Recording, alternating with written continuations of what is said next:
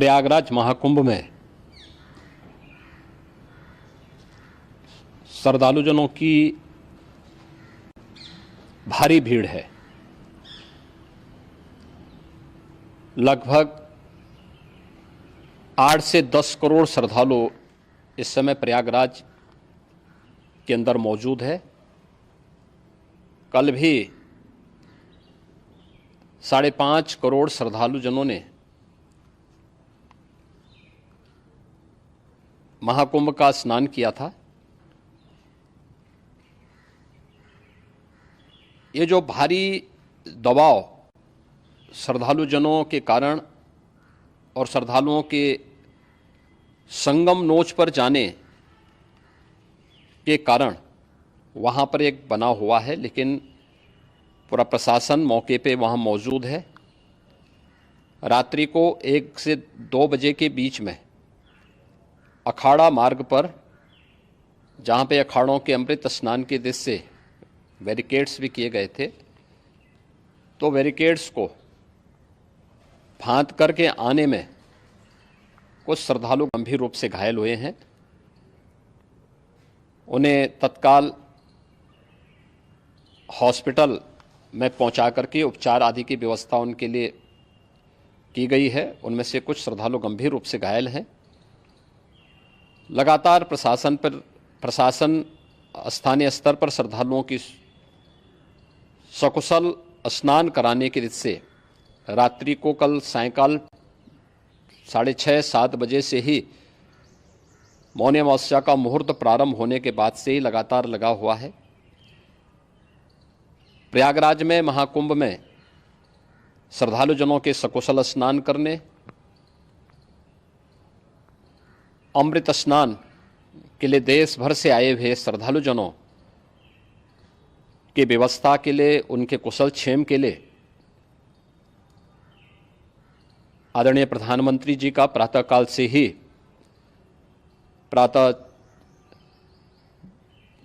ही उनके लगभग 4 बार प्रधानमंत्री जी ने हालचाल लिया है।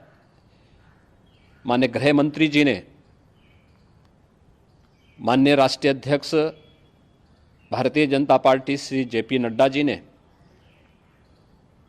माननीय गृह मंत्री श्री अमित शाह जी ने भी, और प्रदेश की माननीय राज्यपाल श्रीमती आनंदीबेन पटेल जी ने भी लगातार जानकारी लेकर के सभी के कुशल क्षेम और सकुशल स्नान कराने के बारे में निरंतर रिपोर्ट ले रहे हैं।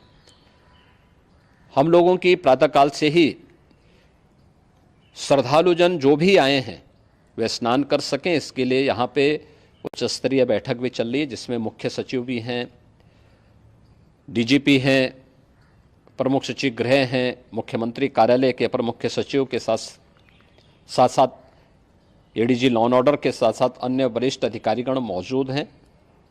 प्रयागराज में हालात वर्तमान में नियंत्रण में हैं, लेकिन भीड़ का दबाव बहुत बना हुआ है।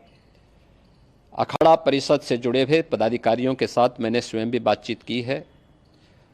आचार्य महामंडलेश्वरों से भी, पूज्य संतों के साथ भी मेरी बातचीत हुई है, और पूज्य संतों ने बड़ी ही विनम्रता के साथ इस बात को कहा है कि नहीं, श्रद्धालुजन पहले स्नान करेंगे और फिर जब उनका दबाव कुछ कम होगा और वे सकुशल वहाँ से निकल जाएंगे, तब हम लोग स्नान करने के लिए संगम की तरफ जाएंगे। अभी पहले श्रद्धालुजनों को, चूँकि देश भर से आए हैं, तो इसके लिए उन्हें सभी अखाड़े इसके लिए सहमत हैं और सभी लोग इस व्यवस्था के साथ जुड़े हुए हैं।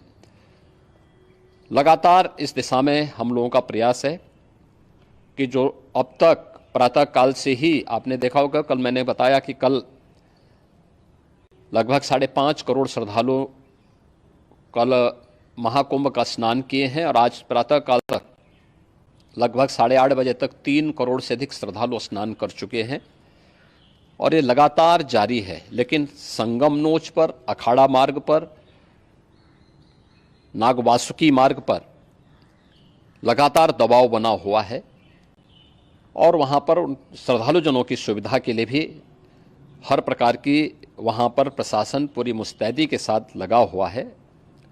और इसीलिए मेरी अपील है पूरे प्रदेशवासियों से, पूरे देशवासियों से और सभी श्रद्धालुओं से भी सभी पूज्य संतों से भी कि अफवाह पर कोई ध्यान न दें, संयम से काम लें। यह सब आयोजन सभी लोगों का है। प्रशासन उनकी सेवा के लिए पूरी तत्परता के साथ लगा हुआ है। केंद्र और राज्य सरकार पूरी मजबूती के साथ वहां पर हर प्रकार का सहयोग करने के लिए तत्पर है।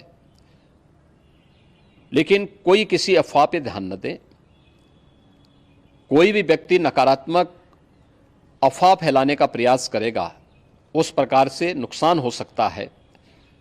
और जहां पर हैं आप, लगभग 15 से 20 किलोमीटर के दायरे में अस्थायी घाट बनाए गए हैं, उसमें कहीं भी वे स्नान कर सकते हैं।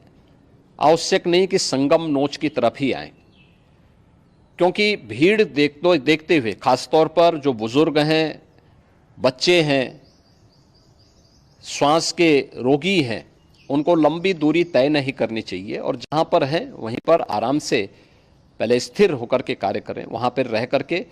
और जो नज़दीक के घाट हैं, उसी नज़दीक के घाट में स्नान करेंगे। सब गंगा जी के ही घाट हैं और गंगा जी के इस घाट में वही पुण्य प्राप्त होगा। ये मौनी अमावस्या है। मौनी अमावस्या में स्नान का महत्व है।